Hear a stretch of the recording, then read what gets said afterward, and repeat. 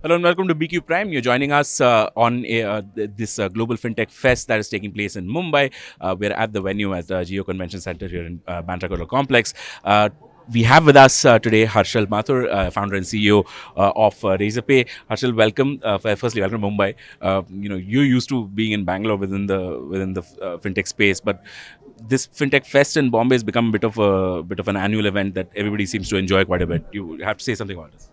No, it's amazing to see. I think I've attended like all the iterations of it, and it's amazing to see it grow larger and larger. Like from last year to this year, it's been a massive scale up, and that just shows how big the fintech industry is, how much excitement there is for the fintech industry. Like there's everyone from policymakers to regulators to fintechs to banks to entrepreneurs, aspiring entrepreneurs, everyone in what's just one single place. It's just amazing to see, and the amount of excitement and energy in the room is just captivating. So I'm loving the way out of it.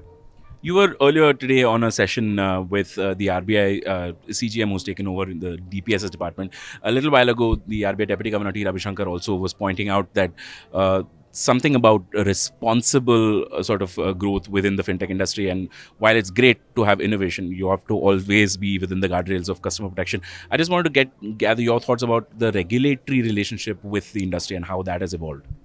Yeah, see, we are fairly blessed in India that we have a very forward-looking regulator, in the sense that, like, if you see in the last 1 to 2 years, a lot of innovation actually has come from regulators. Even more, sometimes I joke that even more than fintechs, it's the regulator who's innovating. So the other aspect is that, like, we have a very consultative regulator. Like, most things are first put out in form of a draft paper. They invite comments, they hold round tables, and then they change things.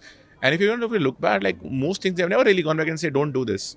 They've generally gone back and say, okay, you can do this, but these are the rules. And those rules are generally formed for customer protection. So I believe we have the right approach towards regulation. There is always a little bit of here and there whereas a fintech would feel that, hey, why did this happen? And the regulator feel, why did this not happen? That kind of slight bit of conflict will continue. But I think net, we have a very supportive regulatory system. I mean, if I go back and look at in the last 1 to 2 years, like whether it is like tokenization, credit card and UPI, and even yesterday, credit lines on UPI. I mean, we are seeing constant innovation coming from regulator, where the regulator is constantly opening up new channels and new ways to do business for the fintech industry. And I think a lot of times we are on our toes to see, okay, what is new coming from RBI? How can we build a business case around it? How can we scale the use cases around it? So I believe it's an exciting space to be. So UPI has become one of those talking points that everybody speaks about, at least over the last 6 years since it's become popular.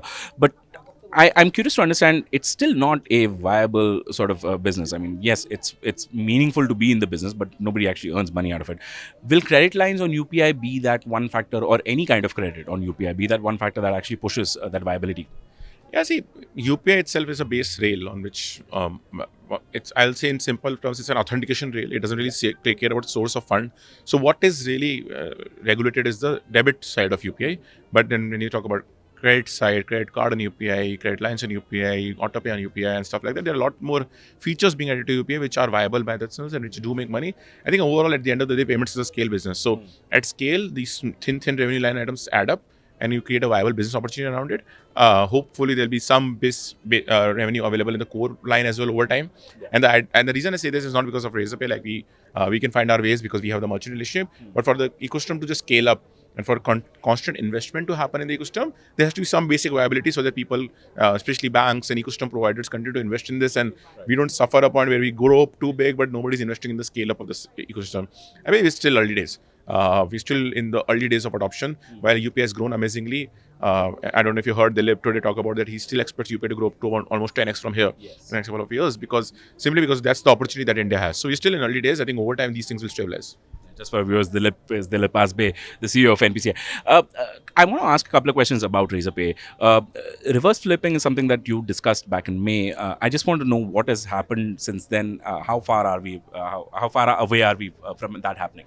Yeah, so it's a complicated process. We're still evaluating. I mean, we spoke in May that we are evaluating. I think we're still in similar phase. It requires a lot of small parts. You need to get consent of all stockholders. You need to figure out the regulatory aspects. You need to figure out what all changes. There's, of course, a significant tax impact and all those things. So it's a work in progress. We are hard at work on it. That's all I can say right now. Hopefully, we'll be able to wind it up soon. And therefore, the IPO would subsequently happen. Yeah, so this is all preparation for our IPO. In the end of the day, we are still 2 to 3 years away from an IPO, but these are things that we want to get on track before we prepare ourselves for an IPO.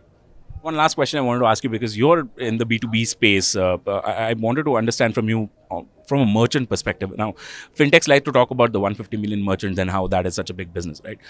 But in effect, the entire industry fits within the first 40 million, right?